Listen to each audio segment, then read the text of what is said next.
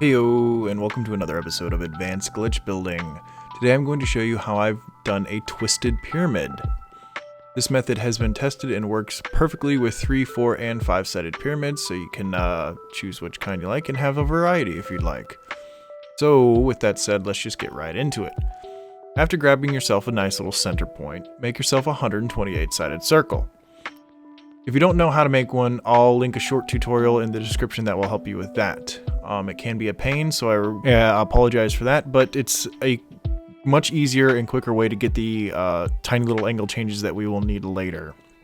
Once you have your circle, you're going to reverse wire glitch and save 14 adjacent positions to either the left or the right side of the outside end of your center wire. This will determine the direction that your pyramid twists from the base up to the apex, so make sure that you pull them in the direction that you want your pyramid to be twisting as it ascends from bottom to top. Once those are saved, we can go ahead and build the scaffolding for the first layer. If you built pyramids before, this entire part should be pretty straightforward. So for this tutorial, I will be making a 3-sided pyramid with a base side length of 7 large triangles. So to start, delete all the floors from the circle and wire glitch a large triangle into the center. From each of the 3 snap points at its edges, build out 4 triangles in the shape of the letter C, like this. You can delete the first 3 triangles and leave the last for later. Next, return to your center triangle, and from the edge that is parallel to your center wire, take a full wall and build up 7 of them.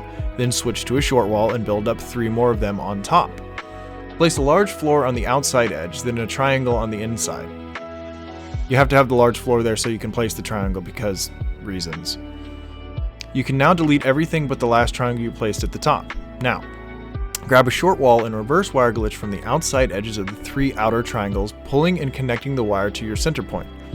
Then reverse wire glitch from the edges of the triangle at the top and pull the wire and connect to the corresponding wire at the edge of the base triangles down at the bottom. Delete the wire connected from those points to your center point each time. You won't need those level wires anymore after this point. For this next part, I show myself wire glitching a large floor into each of the 3 wire ends we just created, but have since learned it's a bit faster to just glitch in a short wall instead, enabling you to skip the next step entirely. Thanks to KL Labs for that one. The goal is to have a floor part with its edge flush with the triangles, but at the exact angle of the wire we just pulled from the top. You can do this from the aforementioned short wall, not shown, or by wire glitching in a floor like I'm doing here, then using a small floor to shuffle the large one down 1/2 segment. Once this is done with all 3 outer edges, you can build your first layer of the pyramid, but only the first layer. Once it's done, delete everything but the center wire. Then, rotate your center wire to the next spot on your curve of saved wire points from your 128-sided circle, deleting the previous position and center wire that you had.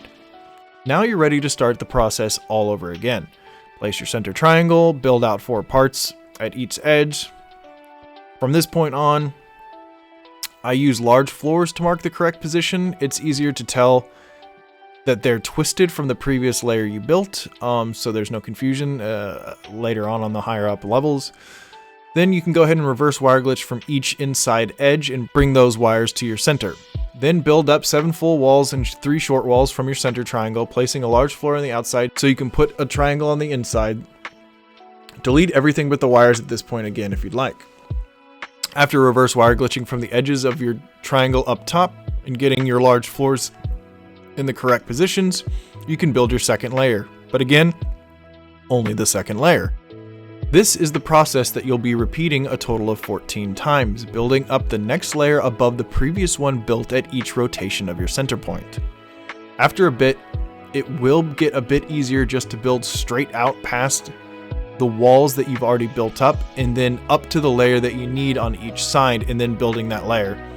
As too many parts are close together towards, 3 or 4 layers up, especially with the small triangles, it can be a pain to quickly find the correct snap points you want. So, there you have it, a simple method with cool results. Just be careful with your triangle placement, especially towards the top, as some of the triangles can become hard to distinguish from each other, at least the angles that you need to snap them off of, because as you're building up, the parts get closer and closer to the center, making the angle change become more and more subtle and less noticeable. It's still noticeable, but it gets harder to place the right ones at the right angles sometimes, so just be careful of that. So let me know what you guys think of this. Tell me what you'd like tutorials on in the future, and I would really appreciate a like on the vid if you liked it, and a sub if you haven't already. With all that said and done, I'll see you guys next time.